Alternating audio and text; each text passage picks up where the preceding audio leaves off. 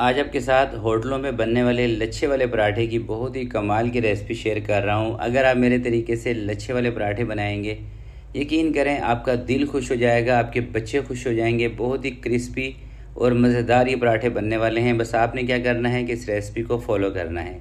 तो चलें इसको बनाना स्टार्ट करते हैं। बिस्मिल्लाहिर्रहमानिर्रहीम। 1 किलो में ले रहा हूँ फ़ाइन आटा। ठीक है, फ़ाइन आटा पराठों के लिए बेस्ट आटा है। ठीक है, 1 चम्मच शुगर पाउडर, 2 चम्मच आपने इसके अंदर ग्लूकोज डी शामिल करना है। ग्लूकोज डी जो कि मेडिकल स्टोर पे मिलता है ना, ग्रीन कलर का डब्बा होता है, ये वही वाला ग्लूकोज है। ठीक है, 1 चम्मच नमक का इसके अंदर शामिल करना है। तमाम चीज़ों को अच्छी तरीके से मिक्स करने के बाद 1 कप आपने इसके अंदर दूध शामिल कर देना है। अच्छा, दूध ना इस रेसिपी के अंदर ऑप्शनल है, आप चाहें तो दूध को स्किप भी कर सकते हैं। और अगर आपके बच्चे दूध नहीं पीते तो इस तरीके से चीज़ों में ऐड करके भी आप अपने बच्चों को दूध दे सकते हैं। तो बच्चों को दूध मतलब पिलाने का, खिलाने का ये एक बेहतरीन तरीका है। जो बच्चे दूध नहीं पीते उनको इस तरीके से पराठे के अंदर दूध डाल के उसकी डो बना के उनको पराठे खिला दें। तो इसकी डो जो आपने बनानी है ना, देखें अगर आपके पास टाइम ज़्यादा है, आप इसको ज़्यादा देर तक स्टे पर रख सकते हैं। तो आपने इसको थोड़ा सा सख्त इसकी डो बनानी है, आटे को सख्त गूंदना है। अगर आपने फ़ौरन से ही पराठे बनाने हैं, थोड़ा सा जल्दी बनाने हैं, तो फिर डो थोड़ी सी नरम बनानी है। वैसे तो पराठे थोड़ी सी सख्त डो के ही अच्छे बनते हैं। सख्त डो के पराठे ना दोस्तों क्रिस्पी भी बनते हैं और बहुत ज़्यादा ऑयली नहीं बनते। ये एक फ़ायदा होता है, क्योंकि जब आटे के अंदर पानी ज़्यादा होगा, जितना ज़्यादा पानी होगा उतना ही ज़्यादा आटे के अंदर पराठों के ऊपर आपको घी ज़्यादा लगाना पड़ेगा। 1 से 1.5 चम्मच आपने इसके अंदर घी भी शामिल कर देना है। घी मैंने इसके अंदर इसलिए शामिल किया है कि ताकि पराठे हमारे रबड़ की तरह ना बने। जैसे बाज़ औक़ात आपने देखा है ना, पराठे जैसे थोड़े से ठंडे होते हैं रबड़ की तरह बन जाते हैं, टूटते नहीं हैं। तो घी डालने से ना पराठे आपके खस्ता बनेंगे, यानी कि ठंडे होने के बाद भी ये आपको मज़ेदार लगेंगे। डो मैंने रेडी कर ली है। 25 से 30 मिनट के लिए हल्का सा घी का हाथ लगा के ऊपर इसके पेपर लगा के इसको मैं रख रहा हूँ स्टे पर। उसके बाद हम इसके पेड़े बनाएंगे और फ़ाइन आटे के बारे में भी आपको बताऊँगा। आपके जहन में सवाल है फ़ाइन आटे का। 25 से 30 मिनट आपने आटा गूँधने के बाद इसको स्टे पर रख देना है। कोई सा भी आप आटा गूँध रहे हो, चाहे रोटियों का, पूरियों का, पराठों का, तो इसको गूँधने के बाद स्टे लाजमी दिया करें। आटे को स्टे देना लाजमी होता है। तो अब इसके पेड़े बना लेने हैं दोस्तों। पेड़े आपने बनाने हैं तकरीबन 100-110 ग्राम का। अगर आप ग्रामिश के हिसाब से बना रहे हैं, वेट मशीन है आपके पास, तो 100-110 ग्राम का पेड़ा बना लें। तो अब आपको बताता हूँ फ़ाइन आटे का। देखिए, फ़ाइन आटे के बारे में मैं अपनी पहले काफ़ी सारी वीडियोज़ के अंदर आपको बता चुका हूँ। फ़ाइन आटा हलवा पूरी बनाने के लिए बेस्ट आटा है और पराठे बनाने के लिए। होटलों पे जितने भी पराठे दोस्तों बनाए जाते हैं ना, ख़ासकर ये जो पठान के जो होटल होते हैं, इसके ऊपर जो पराठे आपको क्रिस्पी क्रिस्पी पराठे मिलते हैं मज़ेदार से, ये फ़ाइन आटे के साथ बनाए जाते हैं। और अब आप पूछेंगे कि ये हमें मिलेगा कहाँ से। देखें, ये चक्की से आपको नहीं मिलेगा, क्योंकि चक्की वाले ये आटा नहीं बनाते, ये मिल के अंदर आटा बनता है। तो ये आटा आपको मिलेगा किसी भी बड़े जनरल स्टोर पर मिल जाता है। हर इलाके में आजकल फ़ाइन आटा मिलता है। जैसे जैसे लोगों को पता चल रहा है कि फ़ाइन आटे से पूरियाँ अच्छी बनती है, पराठे अच्छे बनते हैं, तो लोगों की डिमांड बढ़ती जा रही है। और मेरी एक पिछली वीडियो के नीचे मेरी एक बहन ने कमेंट में पूछा था कि क्या फ़ाइन आटा सेहत के लिए नुकसानदेह तो नहीं है। भाई, नुकसानदेह नहीं है। ये मैदे से फिर भी आपको कम नुकसान देगा, क्योंकि मैदा बिल्कुल रिफ़ाइन होता है और इसके अंदर हल्के हल्के से आपको दाने मिलेंगे। और मैदे के मुकाबले में इसके अंदर इतना ज़्यादा चीड़पन भी नहीं होता, यानी कि रबड़ की तरह नहीं होता ये आटा।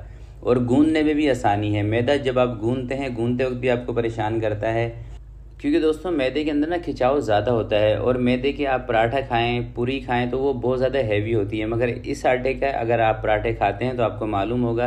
अगर आपने कभी नहीं बनाया तो एक मरतबा मेरे कहने पे बना के देखिएगा, इंशाल्लाह आपको मज़ा ज़रूर आएगा। बहुत ही कमाल का दोस्तों ये आटा है। मैं कोई आटे की ब्रांडिंग नहीं कर रहा हूँ, मगर जो सही चीज़ है उसके बारे में आपको बता रहा हूँ। इस आटे की सिंपली आप गूंद के पूरियाँ भी बहुत मज़े की और बहुत नरम नरम बना सकते हैं। तो अब वापस आ जाते हैं पराठों के ऊपर ही, क्योंकि हम ज़रा मैदे और आटे में डिफरेंस करने के चक्कर में लग गए थे। इस तरह से आपने पहले एक दफ़ा सारी रोटियां बनाने के बाद फिर जो सबसे पहले आपने रोटी बनाई होगी ना, उसको आपने निकालना है पतला से बेल के। बीच में उसके अच्छे तरीके से घी लगाना है। कोशिश ये करनी है कि घी दानेदार हो। दानेदार घी के अंदर ना दोस्तों खुशबू भी अच्छी होती है, उसके पराठे वगैरह बनाए मज़े के बनते हैं।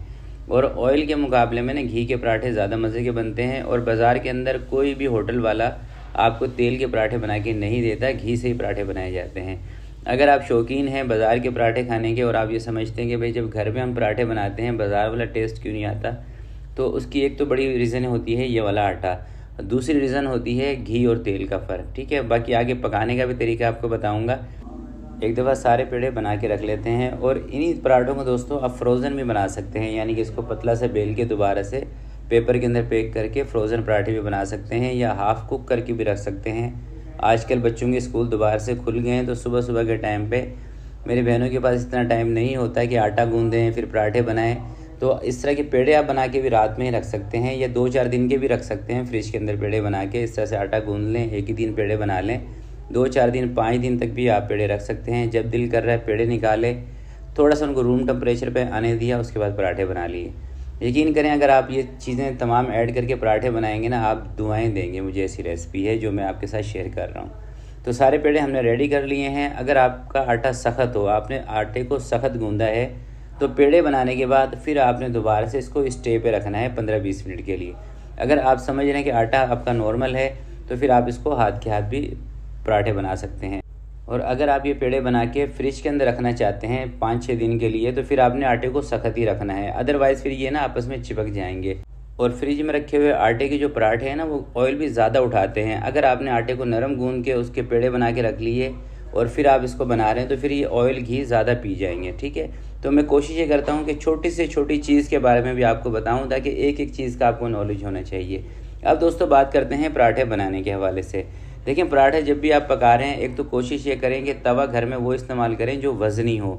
रोटियां हो चाहे पराठे हों, वज़नी तवे के ऊपर, भारी तवे के ऊपर अच्छे बनते हैं। दूसरी आप गलती क्या करते हैं कि अभी पराठे का उठा के डाला तवे के ऊपर पेड़ा, और फ़ौरन से ही उसके ऊपर घी लगाना शुरू कर दिया। भाई ऐसा ना किया करें।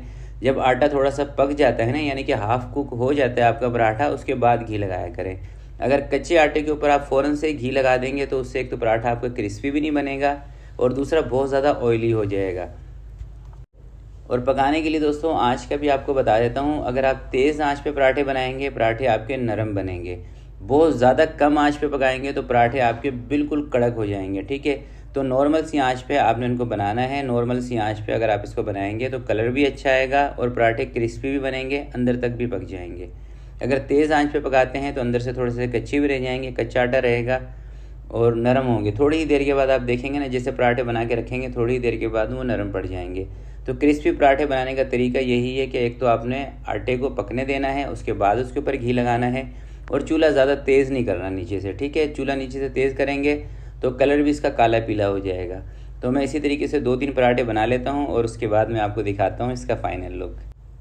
और दोस्तों यहाँ पे एक और चीज़ भी आपको मैं बता देता हूँ कि पराठे बेलते वक्त आपने बहुत ज़्यादा इसको पतला भी नहीं करना। बहुत ज़्यादा पतले कर देंगे तो फिर ये पराठे नहीं बनेंगे, पापड़ बन जाएंगे। ठीक है, और बहुत ज़्यादा ना इनको मोटे भी नहीं बेलना। तो ये छोटी छोटी चीज़ें मैं ख़ासकर अपनी उन बहनों को बताता हूँ जो बिगनर हैं, जो रोज़ाना डेली पराठे बनाती हैं। उनके लिए तो कोई मसला नहीं, उनको तो पता है कितने मोटे कितने पतले रखने हैं पराठे, वो तो अपने हिसाब से एडजस्ट कर लेती हैं चीज़ें। मगर भाई कुछ मेरी ऐसी बहनें भी हैं जो कि बिगनर हैं, जिन्होंने अभी कुकिंग स्टार्ट की है, अभी वो सीख रही हैं, तो ये छोटी छोटी बातें उनके लिए होती हैं। ठीक है, आप इसको माइंड ना किया करें। तो ये देखें दोस्तों, 3 पराठे मैंने बनाए हैं, बाकी की जो पेड़े हैं वो मैंने फ्रिज के अंदर रख दिए हैं। अब मैं आपको तोड़ के दिखा रहा हूँ, आप ज़रा ये देख लें कि ये बहुत ज़्यादा ऑयली भी नहीं है और कितने क्रिस्पी बने हुए देख रहे हैं। आमतौर पे अगर आप इस तरीके से पराठे को मतलब फोल्ड करेंगे तो ये बिल्कुल नरम सा आपको लगेगा, मगर ये देखें कितने क्रिस्पी ज़बरदस्त पराठे बने हुए हैं। और इसका दोस्तों कमाल ये है, एक तो आटे का कमाल है, दूसरा जो मैंने ग्लूकोज इसके अंदर ऐड किया है ना, उसका कमाल है। अगर ग्लूकोज आपके पास नहीं है तो आपने क्या करना है कि इसके अंदर शुगर पाउडर 2 चम्मच शामिल करना है। हमने 1 चम्मच शामिल किया है ना।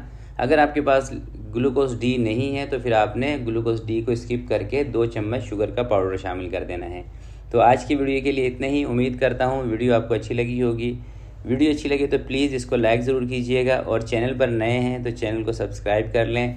आपके चैनल सब्सक्राइब करने से हमें हौसला मिलता है। तो आपसे मिलते हैं किसी नेक्स्ट वीडियो में। तब तक के लिए अपना बहुत सारा ख्याल रखिएगा, अपने वालिदैन का ख्याल रखिएगा। अल्लाह हाफिज़।